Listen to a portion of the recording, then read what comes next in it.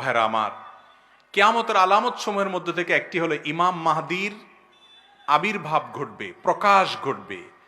ইমাম মাহদি এমন একজন মানুষ যার নাম হবে আমাদের নবী করিম সাল্লাল্লাহু আলাইহি সাল্লামের অনুকরণে, এবং তিনি পৃথিবীতে আত্মপ্রকাশ ঘটাবেন। আল্লাহ তাআলা তার আত্মপ্রকাশ ঘটাবেন কখন, কোন সময়টাতে, পৃথিবীর অবস্থা কি হবে, এ সম্পর্কে হাদিসে যে বিবরণ এসেছে তার একেবারে সংক্ষিপ্ত সার বলতে গেলে, তার আসার আগে পৃথিবীতে দিন দুনিয়া থেকে বিদায় হওয়ার উপক্রম হবে।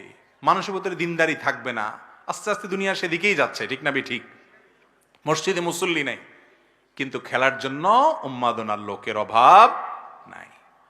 ভাইরা আমার, তার দুনিয়াতে আগমনের আগে পৃথিবী জুলুমে পরিপূর্ণ হয়ে যাবে। এই পরিমাণ জুলুম হবে যে পৃথিবীতে ন্যায় বিচার বলতে কিচ্ছু থাকবে না। জোর যার মুল্লুক তার, এটা গোটা দুনিয়ার রন্ধ্রে রন্ধ্রে প্রতিষ্ঠিত হয়ে যাবে। অনেকটা শুরু হয়ে গেছে না?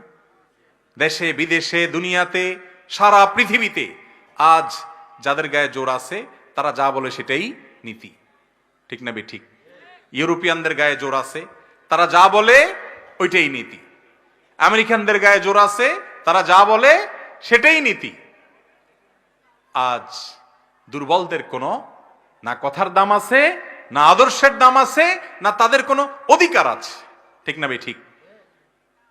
আমার এক বন্ধু, তিনি ডেনমার্কে থাকেন, আমাকে একবার বললেন, ভাই আমার কাছে অদ্ভুত লাগে, যেই তথাকথিত উন্নত বিশ্বের মানুষেরা আমাদেরকে সবক শিখায়, মানবতা শিখায়, আদর্শ শিখায়, তারা আমাদের চাইতে অনেক উন্নত, আমাদেরকে শিক্ষিত বলে আমরা তাদেরকে মনে করি, এবং তাদেরকে অনেক ক্ষেত্রে আমাদের দেশের মানুষেরা অন্ধের মতো মানি যে তারা আদর্শবান, তারা সভ্য, তারা নাকি ভদ্র, তারা নাকি উন্নত। বলে যে একটা এক্সাম্পল নেন, যখন লিবিয়া এবং সিরিয়ার, বিশেষ করে সিরিয়ার মুসলমানরা যখন নিজেদের দেশে থাকতে পারছেন না, যুদ্ধ পরিস্থিতিতে ইউরোপের দিকে পাড়ি জমাতে লাগলো, তিনি বলেন যে আমার দেশের বর্ডার ক্রস করে যাতে জার্মানি বা কোনো দেশ তাদেরকে আশ্রয় দিতে চাচ্ছে, সেখানে যেন যেতে না পারে, সেজন্য নানামুখী প্রতিবন্ধকতা সৃষ্টি করা হয়েছে, ট্রেন বন্ধ করে দেওয়া হয়েছে। আবার যখন ইউক্রেন রাশিয়া যুদ্ধ শুরু হলো, এখন ইউক্রেনিয়ান যারা আছে তারা যদি কোনোভাবে এই বর্ডারে প্রবেশ করতে পারে, তাদের আশ্রয় প্রশ্রয়, তাদের সুবিধার জন্য যা দরকার সব তো বটেই। ওই ভাই বললেন যে স্কুলে ভর্তি পর্যন্ত আমাদেরকে বলা হয়েছে যে যারা এখানে বসবাস করে তাদের বাচ্চাদের পরে আগে ইউক্রেনিয়ান বাচ্চাদের ভর্তি হবে, তাদের অগ্রাধিকার। অর্থাৎ শরণার্থী হিসেবে যখন মুসলমান গেছে তখন নীতি একটা, আর যখন অমুসলমান গেছে তখন নীতি আরেকটা। এ হলো তাদের মানবতা। এইরকম মানবতার সবক প্রতি শব্দে শব্দে পাবেন। ফিলিস্তিনে বাচ্চারা কাঁদে, তাদের মানবতা তখন কাঁদে না।